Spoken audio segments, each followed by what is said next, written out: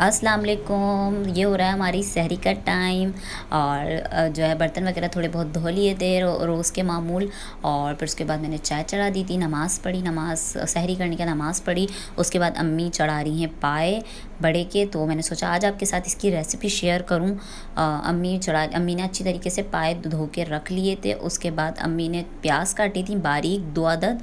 अगर आपके पास normal size की है तो 2 और अगर बड़ी है तो 1, मतलब बड़े अच्छे साइज़ में। उसके बाद अम्मी ने पतीला पानी ले लिया था, फुल नहीं, ये है हाफ़ से भी थोड़ा कम पानी ना। बड़ा पतीला था इसलिए फ़ील हो रहा है, करीब से वीडियो बना रही थी तो इसलिए वो ज़्यादा लग रहा होगा, मगर ये हाफ़ से थोड़ा कम पानी है। और अम्मी ने ये पोटली जो बनाई हुई है इसके अंदर अम्मी ने 2 चम्मच सौंफ ऐड की थी, 2 चम्मच धनिया और थोड़ी जायफल और थोड़ी जवतरी। जब पानी में उबाल आने लगा तो अम्मी ने ये सारे पाए इसके अंदर ऐड कर दिए थे जो वॉश हुए हुए थे।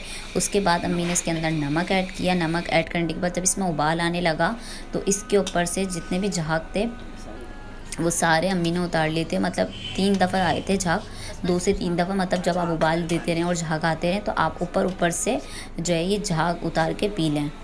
मजाक कर रही हूँ, पीना नहीं है, ये झाग फेंकना है। और उसके बाद जब ये फेंक दें आप झाग, इसमें बस नमक आपको मैंने बता दिया है। और अम्मी ने प्याज ऐड की थी, 2 चम्मच सौंफ और 2 चम्मच साबित धनिया और जायफल जावित्री। ये पोटली हमने इसके अंदर डिबो दी और बस उसके बाद हम लोग सो गए थे।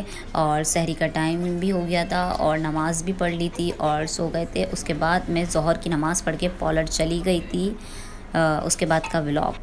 अस्सलाम वालेकुम, कैसे हैं आप सब। वेलकम दी न्यू व्लॉग। अब मैं पॉलर में आ गई हूँ। आज मैंने पॉलर ओपन कर लिया है 2 दिन के बाद। आज मैंने पॉलर ओपन करा है। मिट्टी बहुत ज़्यादा हो रही है, सफाई भी करनी है। और ये जो सामने वाला रैक है ना जिसमें मैंने अपने वैक्स और वॉल्यूम वगैरह रखा हुआ है और इस तरफ फेशियल वगैरह ब्लीच वगैरह रखा हुआ है, तो वो सब जो है ना सफाई करनी है क्योंकि उसमें मिट्टी बहुत हो गई है और फिर बाद में टाइम नहीं मिलेगा। तो पहले सफाई करूँगी, डस्टिंग करूँगी, उसके बाद ये रैक वैक साफ़ करूँगी। उसके बाद घर का टाइम हो जाएगा तो घर जाऊँगी। मैं उठी थी आज 3:15 बजे के टाइम और फिर मुझे आते आते 4 बज गए। यहाँ पर नमाज़ वमाज़ पढ़ी, थोड़ा बैठी, जाहिर बात है बंदा थोड़ी देर तक तो नींद में ही हो रहा होता है। तो उसके बाद बस ये काम किया। उसके बाद अम्मी के जो पाए की रेसिपी है देखेंगे, अगर अम्मी ने पाए तैयार नहीं किए होंगे तो उस रेसिपी को कंटिन्यू करके मैं आप लोगों को बताऊँगी कि किस तरीके से मेरी अम्मी पाए बनाती हैं। की सफाई स्टार्ट करनी पड़ेगी। पहले जो है ये वाला नहीं करेंगे, सबसे पहले मैं नीचे वाला स्टार्ट करूँगी। फिर मेरा हाथ नहीं जाएगा तो उस पर कुर्सी पर चढ़ना पड़ेगा।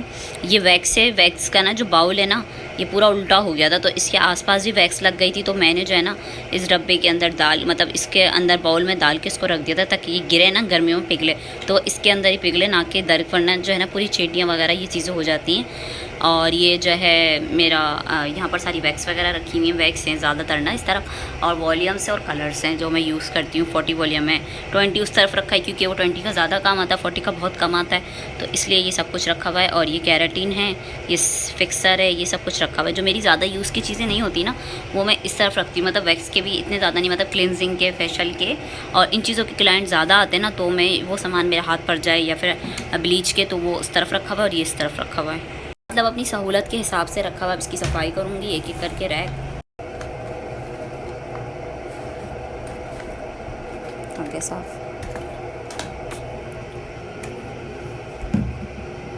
रैकों की सफाई हो गई है और इसकी भी हो गई है। बस अब वो ऊपर वाला रह गया, वो रोज़े के बाद करूँगी, दिल नहीं चाह रहा। बस ये करके अब मैं झाड़ू वगैरह करूँगी और उसके बाद मैं पॉलर जाऊँगी, और सॉरी घर जाऊँगी दिमाग ज़्यादा ही काम कर रहा है।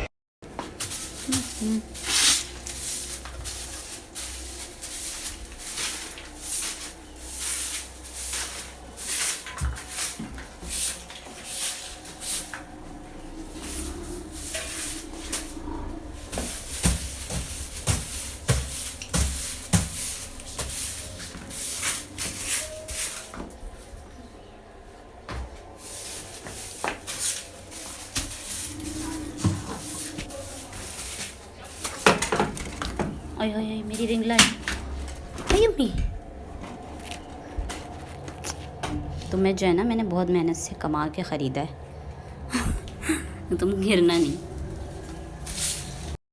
आज ना रिंग लाइट गिरते गिरते रह गए, वो तो अच्छा हुआ मेरे ज़्यादा जो है ना।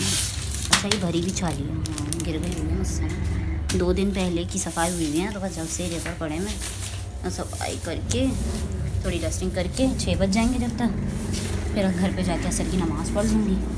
फिर जो काम होगा देख लूँगी, अगर काम होगा तो कर लेंगे, वरना आराम से बैठ जाएंगे।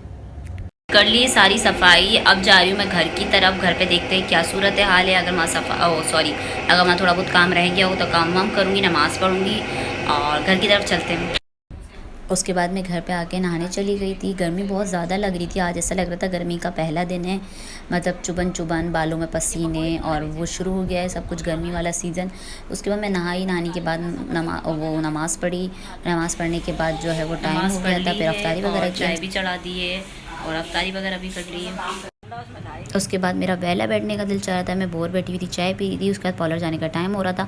फिर अम्मी ने जो है रेसिपी को कंटिन्यू रखते हुए अपना काम स्टार्ट कर दिया।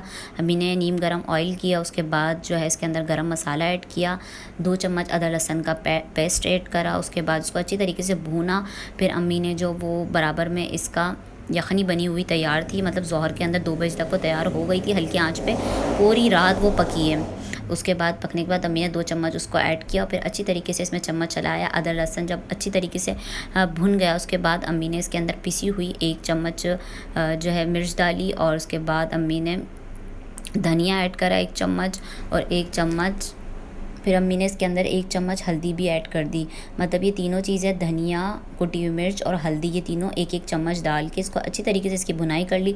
जब ऑयल आ गया ऊपर तो उसके बाद अम्मी ने धनिया, हरी मिर्च और गरम मसाला पिसा हुआ इसके ऊपर गार्निशिंग के तौर पे, मतलब सजावट के तौर पे ऐड करी और इतने मज़े के लग रहे थे ना ये पाए, मैं आपको क्या बताऊँ। ये रेसिपी ज़रूर ट्राई करिएगा। और मैं चली गई अच्छा जी, मैं पार्लर आ गई हूँ, नमाज़ पढ़ ली थी ईशा की, फिर अम्मी ने पाए वगैरह बना लिए थे और वो बन गए। अब मैं जाके खाऊंगी क्योंकि अफ्तारी करने के बाद पेट में जगह नहीं होती।